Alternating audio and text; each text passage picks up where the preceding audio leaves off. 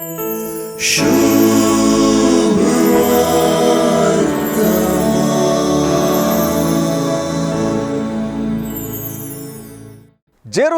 वाटेर आसचो जेजू आपल्या कष्टा मरणा पुनर्जीवनपणाविशीं उलयता.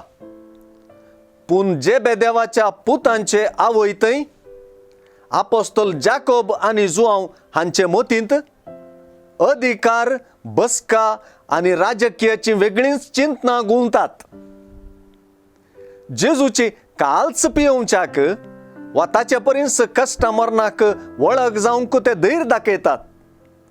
तरी हें धैर्य जेजूनच तांकां दिवचें देणें आनी बेसांव म्हणलें तांणी समजूंक आसा. जेजूच्या राजांत उजव्या दाव्याक आपल्या पुतांक बसोवच्या विशीं अर्थरहीत मागणें जाकोब जुआंवची आवय जेजू लागीं करता. जेजू ह्या मागण्याक अर्थ दिवच्यो गजाली खंयच्यो म्हणलें सर्व आपोस्तलांक आनी जाकोब जुआंवच्या आवयक शिकयता. संवसारी राजाच्या आगी आपलें राज कशें विंगड तराचें म्हणून जेजू समजयता. लुकाचे सुवार्तेचो सार म्हणले परी आजची उतरां आज परत सुवार्तेंत पुनरुच्चार जातात. जेजूचें राज दंडसूंचें, अडसूंचें वा बलात्काराचें न्हय म्हणच्यांत ह्या राजाचें अलगपण अटापलां.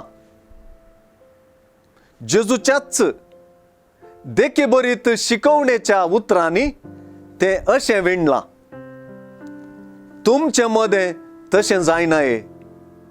तुमचे मदें वर्तो जावंक अपेक्षिता तो हेरांचो चाकर जावं आनी तुमचे मदें पयलें जावंक सोदता तो तुमचो गुलाम जावं.